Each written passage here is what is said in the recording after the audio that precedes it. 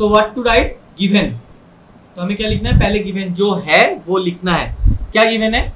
Angle B equals to angle A. क्यों? क्योंकि perpendicular कहा गया। देखो AD and BC are equal perpendicular, मतलब एक ही लाइन में इसके बारे में सब कुछ कहा गया है कि ये दोनों इक्वल भी होगा और ये परपेंडिकुलर्स भी है। मतलब परपेंडिकुलर्स मतलब इसका एंगल जो होगा, और अगर फिगर भी देखोगे तो ये देखो रेक्टेंगल जैसा दिया गया है, मतलब राइट एंगल शेप दिया गया है, तो ये 90 डिग्री है। तो ये लिखो। और क्या होगा? AD एंड BC इक्वल है, तो ये दोनों इक्वल है, एंगल इक्वल है, 90 डिग्रीज होगा क्योंकि परपेंडिकुलर कहा गया है। और एक ही लाइन के ऊपर, ये परपेंडिकुलर है, एक ही लाइन के ऊपर। परपेंडिकुलर मतलब वो तो हमेशा 90 डिग्री होता है, तो इसलिए इक्वल है एंगल, और साइड भी इक्वल हो गया। बस और तो कुछ नहीं दिया गया है। तो अभी हमें क्या करना है? To prove. क्या प्रूव करना है? कि CD बाइसेक्ट्स AB। मतलब एक्चुअली मैथमेटिकल वर्ड में हम लोग लैंग्वेज में क्या कहेंगे कि CD बाइसेक्ट AB, मतलब OA इक्वल्स टू OB। ये हमें प्रूव करना है। Okay, got it?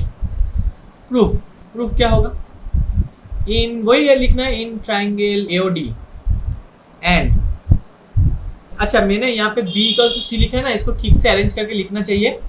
एक काम करो, A इक्वल्स टू B लिखो। क्यों? क्योंकि मैंने ना हमेशा इस ट्राइंगल को पहले लिया है और ये वाला सेकंड में लिया है, सेकंड। Okay, that's why. तो ऑर्डर मेंटेन करना जरूरी है। तो AOD एंड EOC। अभी इसका नेम सही है, सही से लिखा है, वो बाद में सोचेंगे, पहले ऐसे ही कुछ अपने से लिख लो। क्या क्या गिवन है? Angle A equals to angle B, AD equals to BC, ये दोनों ही गिवन है। And angle AOD equals to angle BOC। Is that okay? Vertically opposite angles. Okay ना? क्योंकि देखो ये दो स्ट्रेट लाइन है, वो इंटरसेक्ट कर रहे हैं वो पॉइंट में, तो ये वर्टेक्स है, तो इसका ऑपोजिट में ये दो एंगल वो इक्वल, हमेशा इक्वल होता है। कुछ कहा गया ना गया, बस दो स्ट्रेट लाइन होना चाहिए। यहाँ तक सही है सबका? कोई डाउट नहीं है? चलो अभी देखो, ये वाला एंगल है, ये वाला साइड है, और ये वाला भी एंगल है। अभी ये दो एंगल का इंक्लूडेड साइड ये है क्या? ये वाला एंगल और ये वाला एंगल को मिला के वो आ रहा है ना, और ये वाला एंगल और ये वाला एंगल मिला के ये आ रहा है, वो भी हाँ, मतलब इंक्लूडेड, मतलब ए से कह सकते हो। Therefore triangle AOD congruent triangle BOC, ये नाम अरेंज करके दिया गया है नाम है। तो so by AS we can say that they are congruent. Okay, यहाँ तक सही है? अभी दो ट्रायंगल कॉन्ग्रुएंट बन गया, तब तुम क्या कह सकते हो? उसका कॉरस्पॉन्डिंग साइड इक्वल होगा, उसका कॉरस्पॉन्डिंग एंगल इक्वल होता है।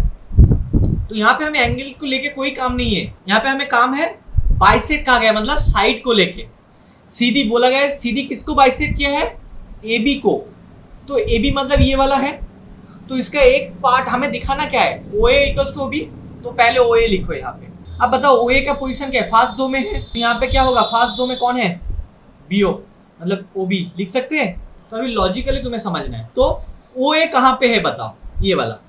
तो इसका ऑपोजिट एंगल कौन बनेगा? OAD ट्रायंगल में कौन सा अल्फाबेट रह गया बाकी?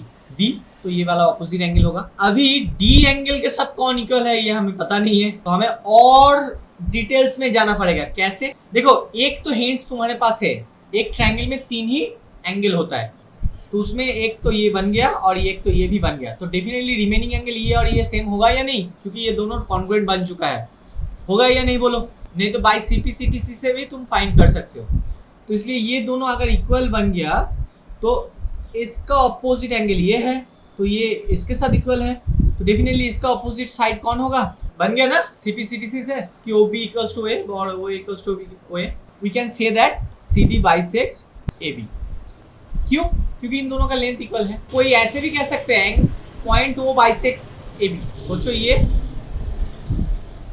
एक लाइन सेगमेंट है, यहाँ पे O है, अगर ये दोनों इक्वल हो तो मैं कह सकता हूँ ना O बाइसेक्ट एंगल AB, ये भी मैं कह सकता हूँ। अगर यहाँ पे OA इक्वल्स टू OB रहा तो हम कह सकते हैं पॉइंट O बाइसेक्ट AB। तो यहाँ पे CD क्यों कहा गया? क्योंकि CD देखो O से पास कर रहा है, तो इसलिए। ठीक है ना? मेन फंडा जो है ये पॉइंट वाला given L parallel M and P parallel Q. So I have written directly. Okay, given L parallel M and P parallel Q.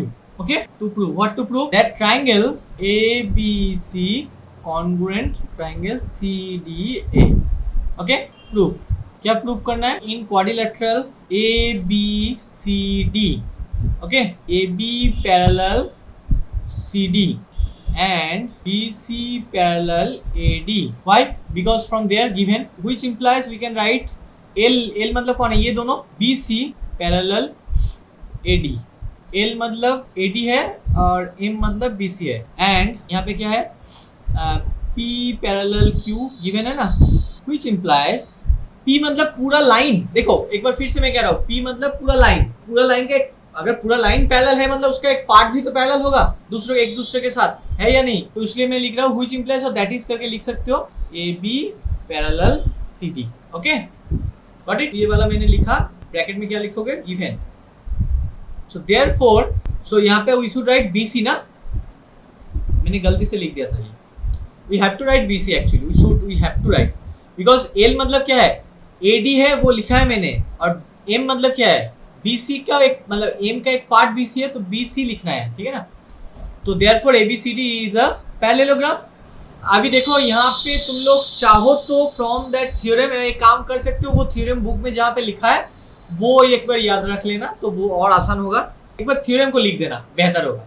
कि we know if in a parallelogram if a diagonal is there, a diagonal makes two triangle which are congruent.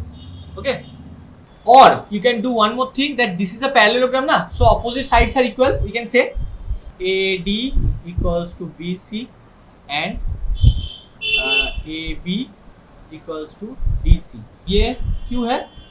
Opposite sides of the parallelogram. एक parallelogram का opposite side है, इसलिए ये सब equal है ये दोनों. अब मैंने थर्ड ब्रैकेट पूरा इन दोनों को मिला के दिया है. ठीक है ना? और एक जो होगा AC कॉमन साइड. ओके, तो AC कॉमन है, ये दोनों इक्वल है. So by SSS we can say triangle ABC congruent triangle CDA by SSS. Okay,